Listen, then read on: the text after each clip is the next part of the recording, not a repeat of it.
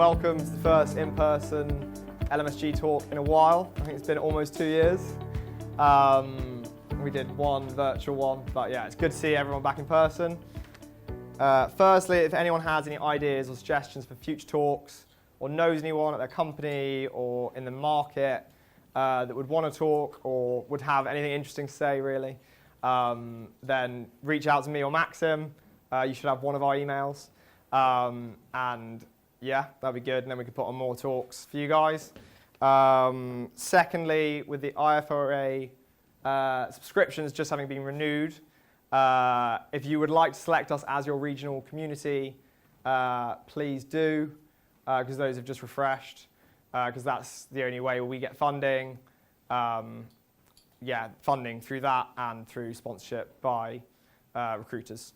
So talking of that, thank yous for Oliver James, who are with us tonight. Thanks to them for putting on this event. Without them, it wouldn't be possible. So yeah, they're putting on the drinks for the event. And they're also running a raffle for a business card raffle.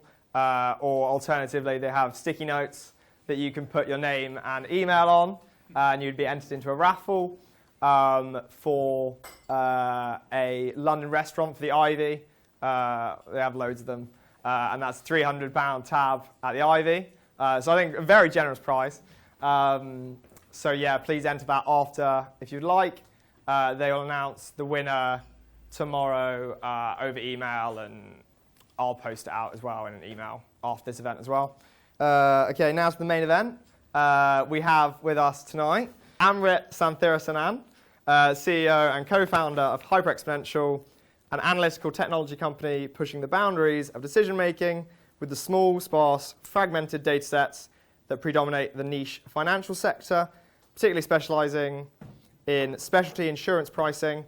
Before HX, he worked for 12 years in the Lloyd's and London market, where he set up and helped build several actuarial teams from scratch in London and Canada. Joining him, we have Utsav Tiwary, and he's a product manager at HX. He started his career at Liberty Specialty Markets as an actuarial analyst, focusing on process automation as well as rating tool development across several lines of business. Prior to joining HX, he worked in the marine reinsurance pricing team at Aon, specializing in structured solutions. And they are presenting for us this evening advanced applications of modern technology and insurance pricing. So over to them.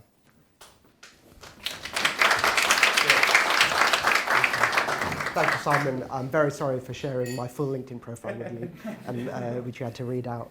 So hi, everyone. Great to see loads and loads of faces in person in 3 dimensions for the first time in a really long time. The last time we had one of these events, I was sitting on that side of the table, and it was far too long ago. I'm not going to tell you how many years ago that was. So I'm going to talk for very little time and get out of the way, because Utsav has got all the interesting bits to talk about. Thought I'd give you a little bit of an introduction to us and what we do. So yeah, we're an actuarial technology firm. That's what we do. There are companies out there that just make software for actuarial and statistical analysis. And it turns out it's actually a really big market and an interesting opportunity. So that's what we do. I've worked in the market for my whole career, and one of the reasons that I set up HX is that I was absolutely shocked that people weren't making really like software for us to do our jobs better. And we'll talk a little bit about what that means in a minute. So yeah, we build a platform. We don't kind of build models. We build a platform that people build models in kind of the sorts of day jobs that you will be doing. Hopefully we're going to show you the sorts of things that you don't necessarily do as part of your day-to-day life yet, but you will be in the future. Yeah, so how have we got here? Well, it's a common story in the startup world. I don't know or expect that lots of you follow the kind of classical startup world. There's lots talked about startups nowadays, but they're still not necessarily hugely popular in the UK and kind of in our markets. It was very simple. We couldn't find the software to do our jobs properly. We worked, again, I wonder how many of you use Excel spreadsheets all day long, and you're masters of the index match. Or actually, I predate XLOOKUP. So, this is, that's ages me a little bit. We were really shocked, actually, that the industry didn't have tools to do our jobs well. And what does that mean? So I suppose it's worth talking about a couple of things that I think that really define the nature of the risks that we work in and that we analyse to do our jobs every day. And I'd say a couple of things. Things change a lot. So again, I'm probably judging a little bit or being a little bit reductive in how I explain this. But if you think about personal lines insurance, where you might build a very powerful, complex model, and then change the parameters on a very regular basis, but the nature and structure of the model will stay quite constant over a reasonable amount of time. Whereas if you think about your jobs building models for specialty and commercial insurance, and let's say you're doing cyber insurance, you might be changing and reshaping those models on a weekly basis. I remember on a regular basis taking models to underwriters that I built in Excel, and by the time I'd finished making the updates, they were like, sorry, you need to change it again. I've got some new rates for you. And the other thing that we realized is actually we spend huge amounts of our time nowadays on nothing to do with what we learn in actuary school. I don't know if when you were signing up to be an actuary, people said, do you like drawing borders on tables and saving databases? Like, no one tells you that, right? That you're going to spend a lot of time doing that sort of thing when you become an actuary. And we didn't want to do that because there's loads of really interesting things that we can be doing. The world has been talking for a little while about data science and how their data scientists are coming to eat their lunch. I can tell you right now that data scientists aren't going, how can we become more like actuaries? Like, that's not happening anywhere. There isn't an actuarial sub-qualification for data scientists. And actually, that frustrated us. Like, we've got the skills, the techniques, we've done all the hard work. You're going through the pain and suffering of learning, of doing lots of exams right now. And if you make it through, and even if you don't, you will come through with a ton of really useful skills that we thought should put us at the forefront of these sorts of things. And lastly, both Michael and I, as well as being actuaries, we trained in software engineering. So I like to make the joke that we were the only two idiots after the dot-com boom that thought it was a bad idea to become software engineers and became actuaries instead. But one of the things that we realized was that there is a ton of amazing technology out there that we can be using to do our jobs way, way, way better. And we wanted to put it in the hands, we wanted it in our hands, and now we want to put it in the hands of people like you. So it's, what do they call it? Frustration-driven development, I think is the phrase. We thought, like total fools, that we could do it, and it's going all right so far. So what are we here to do? I think one thing that's really important, and I wanted to talk to you before Utsav actually shows you the pointy end, is that we were founded at the end of 2017. We're a baby company by most people's standards. We're probably the smallest and youngest company in this space at the moment. I think that will change very much because we're growing a lot. We raised some significant round of funding over earlier this year, so that will change. But one thing I would say, and I would ask you these questions, so, how much time do you spend on work that has absolutely nothing to do with the reason that you became an actuary? And actually, more importantly, how much of your time is spent doing geomeans of triangles, VLOOKUPs, multiplying shit together and adding it up? Sorry, you can bleep that out. And the question I'd ask you is, how do you feel about this? And how do you feel about doing this for 5 years, 10 years, 15 years? Are you cool with that? Is that what you want to be doing? Lots of you will be early in the stages of your careers. There are many, many actuaries. I'm married to one of them, right, who spend a lot of time doing these sorts of things, and they don't want to anymore. And it's not too late, and it's definitely not too late for you. So I would say, for us, we are here to try, and our mission is actually to try and change the way these things happen. There is a lot more to life than triangles and VLOOKUPs. There's a lot more to life than lots of things, but what we would say is we are here to try and do that, and that's our mission. I work for a technology startup, so I say this basically at the start and end of every single conversation I go to. We are hiring. We think we can build the kind of world's best analytical technology firm. We've had a great start. If you're excited by that, Lucy, there's Lucy. Go and talk to Lucy. Oliver James are great as well. Sorry, OJ. They placed me in my last actuarial role. But if you're looking to work for us, go talk to Lucy. And with that, I will pass you over to Utsav. Thank you very much, Amrit.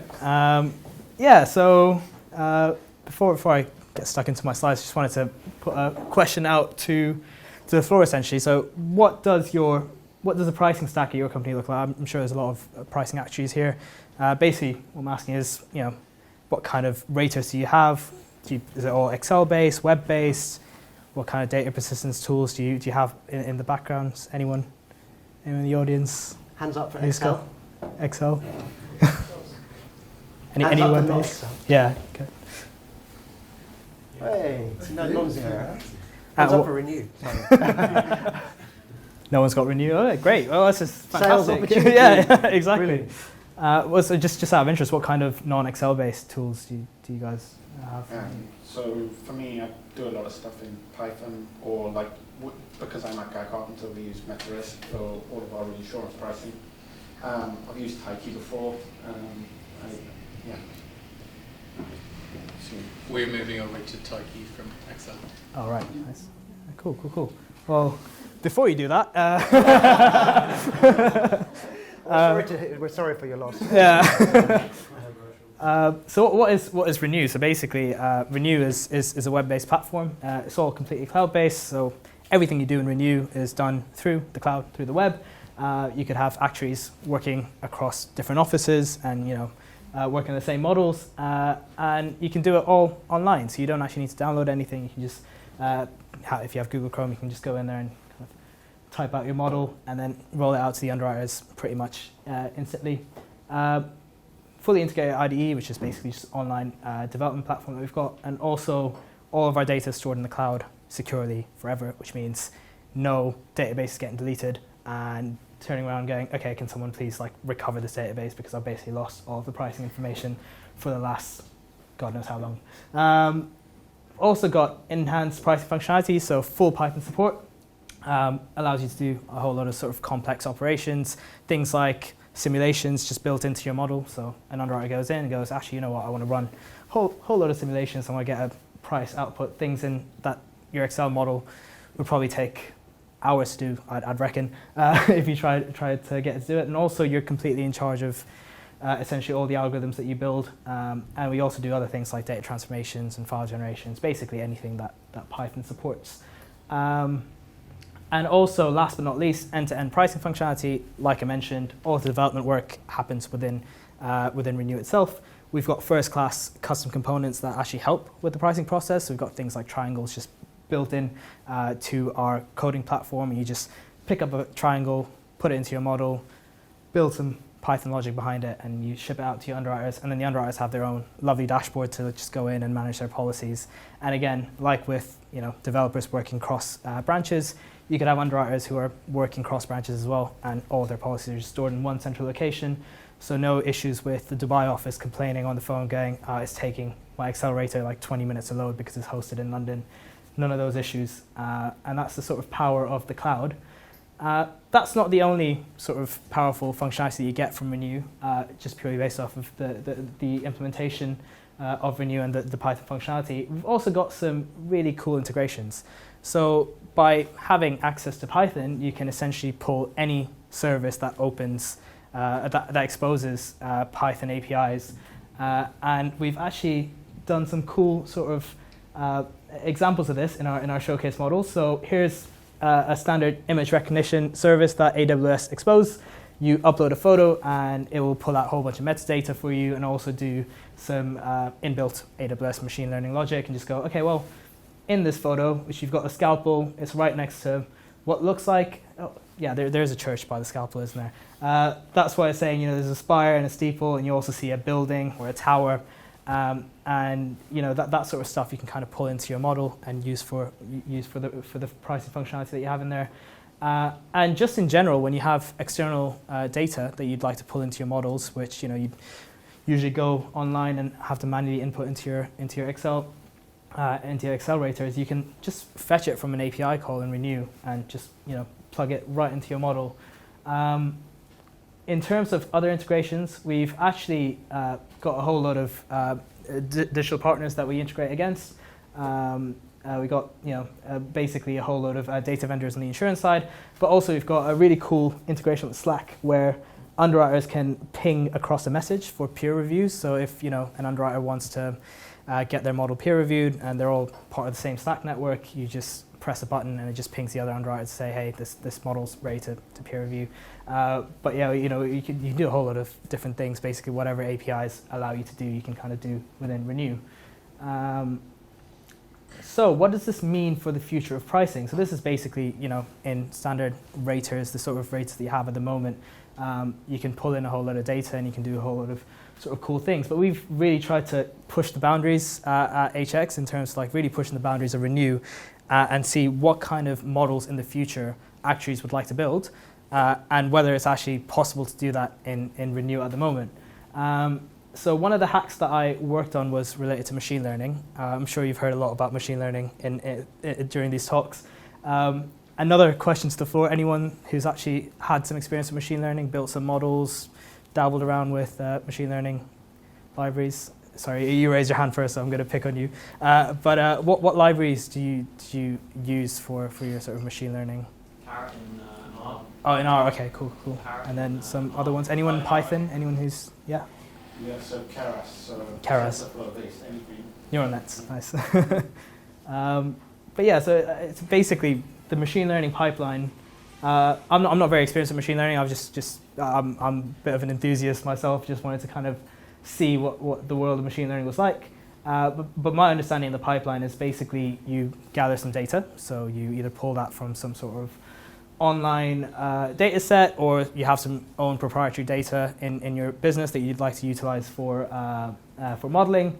Then you do some data engineering. You look at your data and you see whether it actually makes sense. You try to pull out some interactions between different bits of data. You could do some feature engineering where you kind of combine bits of data to get a much more detailed data set. You train your model. So, for example, you've got neural nets, you've got support vector machines, you've got a whole set of different models that you can run against this data set.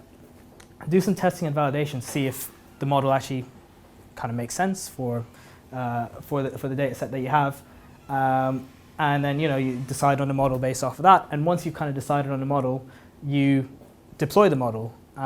And steps 1 to 4 are like very.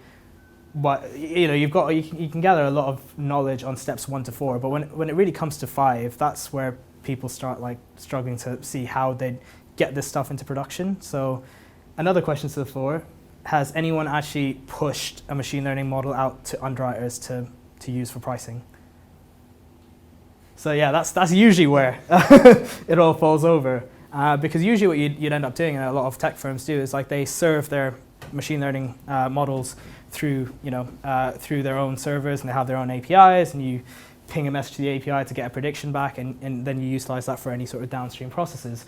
But since most raters in the actuarial world kind of built in Excel, it's not that easy to kind of follow through with that workflow.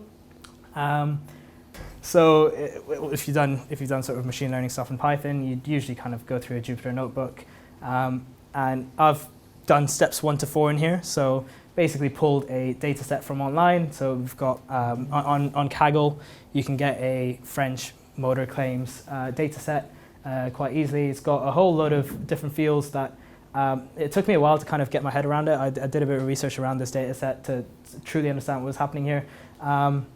But claim numbers is basically the number of claims that you see in that policy. There's an area code to do with, I think, the type of area classification. I wasn't entirely sure what that meant. Exposure was just the term of the policy, so how long in years-wise did that policy last? And then some, you've got vehicle power, age, how old the vehicle is, driver's age, no claims discount offerings, the brand, whether it's a diesel or a petrol, and then things like the density of the region that you're in and also the region that you're in. So density and region kind of just go hand in hand because you'd expect the same thing once you know what the region is. But you can, when you're building these models, you try to understand your data set. You get an idea of what sort of mean you'd expect. So mean number of losses was 0.05 for the entire set of policies that were in the data set. And you can get some cool graphs out as well if you really fancy, if you really want to analyze this. I'm going to be honest with you, I didn't spend too long looking at these graphs, but I did look a little bit at this correlation matrix to try and see whether there was anything that kind of jumped out at me.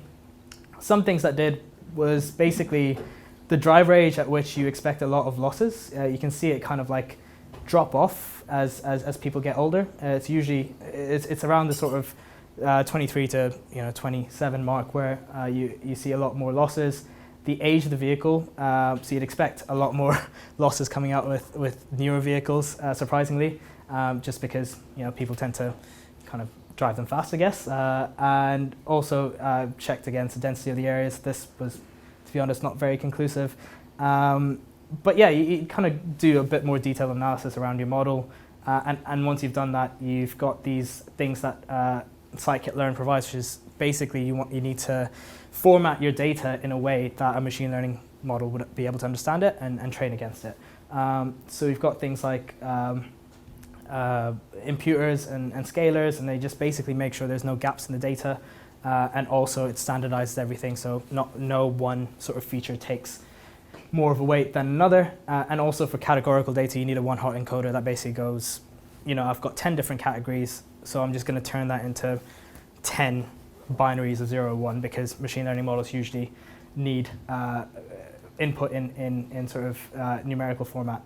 Don't need to go into too much detail into that. Don't need to go into too much detail into the actual model itself, but what this pipeline is essentially doing is it's training a standard gradient descent regressor against the data that we have. And you usually have a training set and a test set. So the training set is what you train against, and the test set is for validation, just to make sure that you haven't overfitted to the training data. So if your fit to the test set isn't great, you kind of go back to the drawing board and you check against other models as well. But once you've kind of done that, you end up with a fully trained model, which is the entire pipeline start to finish, from the input data to the end. What do you get? You get this pipeline. But in Python, you can actually do this great thing where once you've got an object, you can just export it out to a file and pull it in to any other sort of Python runner. So you can use a library like joblib, which dumps a joblib file out to a folder. And if you've got a workspace elsewhere, like if you just, take that onto a USB stick, move it to another machine, plug it in, and run Python on it, it will pull in the exact same data as long as you've got access to the same libraries. So what I've done with that actually is try to so we've got this IDE in Renew that allows you to kind of build models, and it also allows you to store files. So I took this joblib file, I basically just uploaded it to. Oh, please work. Yeah, it should work. I uploaded it to essentially a Renew model, and I tried to put an underwriting UI behind it. So how would this look if an underwriter wanted to go in and price a French motor claims model? Oh, fantastic. So to me, this looks like a standard sort of a rating model that an underwriter would maybe want to go into and price. But what's actually happening under the hood is it's utilizing the machine learning model that we've built to feed all of this data into the machine learning model and get this prediction at the end, which is the expected frequency of claims that you expect from this policy over the course of the term here. So if, for example, I was to update this to be a 2-year policy, the expected frequency rises, but not by that much, which is to be kind of expected. Client is very young, 25 years old. Maybe if I updated it to 40, yeah, the expected frequency of the claims has decreased quite a bit. And Ile-de-France is basically Paris, which you'd expect a lot of claims in. If we move to somewhere a bit less populated. Oh, actually, fair enough. The interactions haven't been allowed for, but I'm pretty sure if you were a 25-year-old in Paris, that would actually go down. So it's the weird, well, not the weird behavior, but basically these sort of interactions that machine learning models can actually take into account, whereas standard actuarial models might not be able to do so, just purely based off of how they're kind of built. It's all kind of curve-based, so you kind of just trend towards one direction, but it doesn't take into account different interactions between different parameters. That's the machine learning model that we managed to build within Renew. Actually, you can roll this out to underwriters right now. So if you've built your own machine learning model and you just want to kind of upload it and roll it out to the underwriters, that's possible to do if you've got your own data, any external data sets. And also, if you deploy on cloud-based services like AWS SageMaker or Google Cloud Services and those kind of platforms, you can quite easily integrate against Renew because they all expose APIs, and then you just go back to the cool integrations piece that I showed you, and you click a button, and it just pulls a prediction back in from AWS and does the exact same thing here. The second bit that we kind of worked on was the Internet of Things. Are people here kind of familiar with the Internet of Things? Yeah. Sorry, Jeb. Yeah. Is that like when you can sort of program your fridge to turn on at a certain time? That is, all your appliances, all your life is all integrated into one big. That's exactly it. That is literally bang on exactly it. So I was going to ask, what is the Internet of Things? So you've got things like sensors and smart devices. So if you've got your Google Nest set up, you can just basically, format your thermostat to turn the heating on in a given room when you're home, and when you're not, it'll turn off by itself. Got things like wearables. So your Apple Watch could be hooked up to do certain things. It tracks a lot of data based off your activities. It can transmit all that data to you and your phone. Smart appliances, so things like refrigerators, your smart vacuums and that kind of stuff, they're all connected to one sort of hub, and they can all communicate data to any sort of central device. And that's essentially the idea is anything that's connected to the internet, including vehicles like the new Tesla vehicles. Basically anything that can be connected to the internet is part of the Internet of Things. The idea being everything in the future can be connected to everything else, just purely off the basis that it's connected to the internet. So you can essentially configure your life to work in a certain way, and you don't really need to worry too much about the day-to-day stuff like turning on the Hoover or whatever. It'll just do it by itself. But how does this apply in the world of insurance? Any sort of ideas? Yeah, go for it.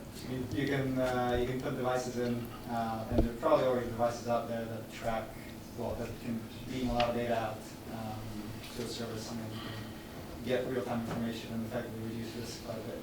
Exactly, yeah, exactly that. And do you have any examples of that? Do you know of any examples? Well, supply chain, a hot topic right now. So that could be one where you have sensors, across. Could be shipping containers, could be whole ships. But yeah, that's not. He's not a plant.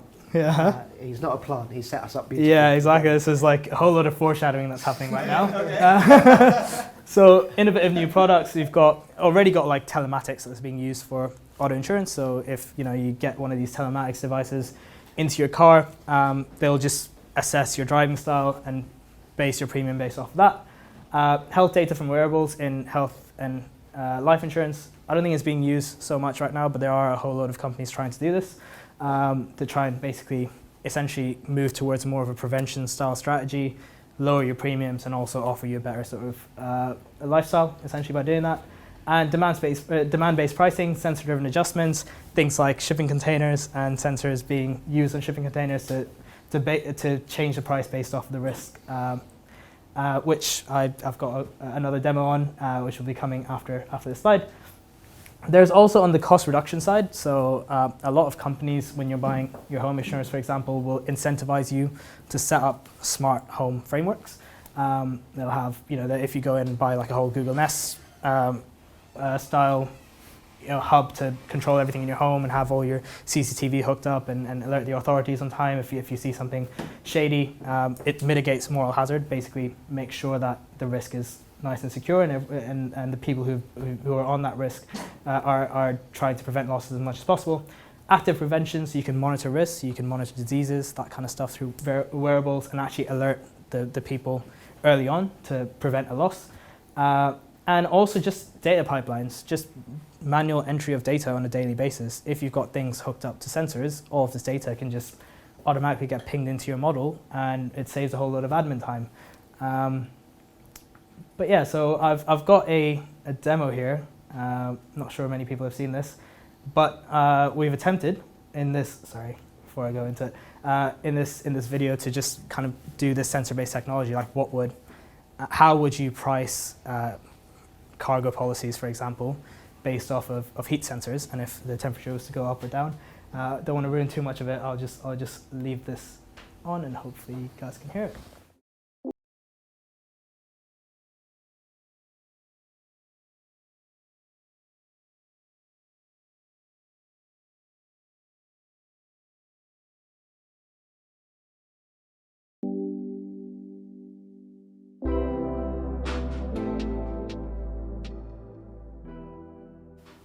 So, how does parametric insurance work? Let's say we are creating a policy to insure vaccines being transported via ship. As insurers, we want our policy to reflect the amount of risk our client is taking. For vaccines, we want to make sure that they are not exposed to heat during transportation, as this increases the likelihood that they'll be unusable on arrival. We can do that with parametric insurance, or a policy which responds to real-time sensor data. First, we make a cargo model in Renew. We can use Renew's headless APIs to communicate with a temperature sensor located in our vaccine container on board the ship. This sensor relays the current temperature of the vaccines to our model. In the model itself, we can dictate acceptable temperature ranges. If the cooling unit in the shipping container breaks, the sensor will begin to relay higher temperatures to our model, eventually exceeding our acceptable temperature limits. In turn, this prompts the policy to increase the premium. An alert can then be sent directly to the underwriter, indicating that the policy has changed and to contact the client for next steps.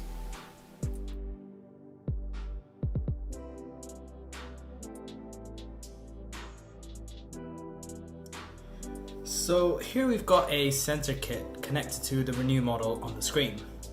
Imagine that we're pricing a cargo policy for a large pharmaceutical company who ship vaccines across the world. Initially, we've set a premium of $50 million to be charged to the client. However, vaccines are sensitive to temperature fluctuations. So our underwriter might want to increase the policy's premium if the temperature of the container carrying the vaccines goes above, say, 27.5 degrees. Our Arduino sensor is going to act as a proxy for sensors on the containers themselves and essentially communicate any breaches in the temperature readings to the Renew model and increase the premium in line with those readings. Now, the temperature in this room is pretty high. I think it's already above 27.5 degrees, but just in case, let's increase the temperature of this sensor by putting it above a heat source. So here you can see a bunch of readings coming through on the screen, and you might also notice that the premium here has gone up from the original 50 million to 60 million now, and will continue to grow as long as we continue seeing readings that are above the threshold. What we've done here is essentially given underwriters the ability to dynamically price policies based on the changing nature of the risk itself, rather than the nature of the risk at the point of underwriting.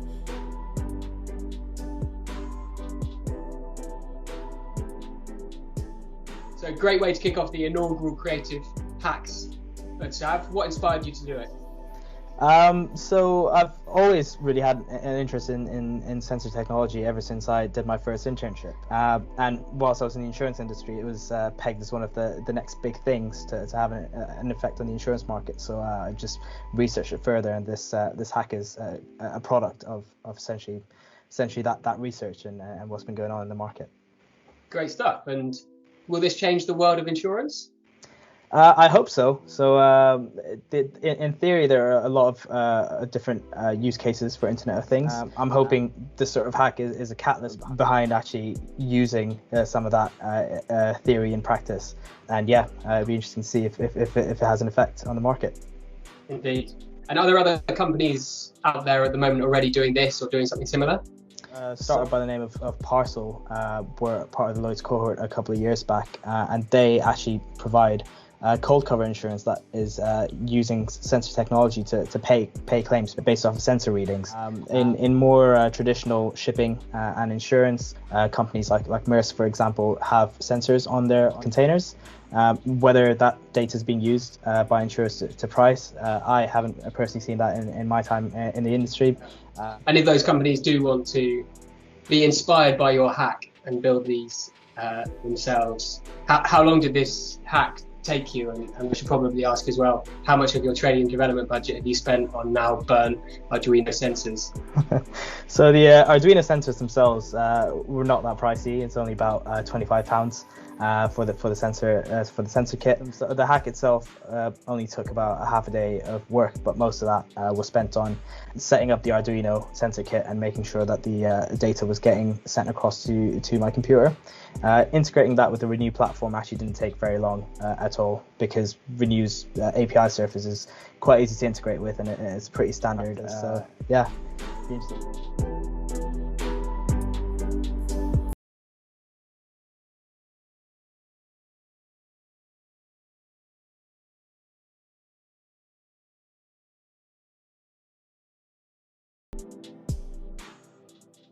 Cool, let's wrap it up there. Thank you.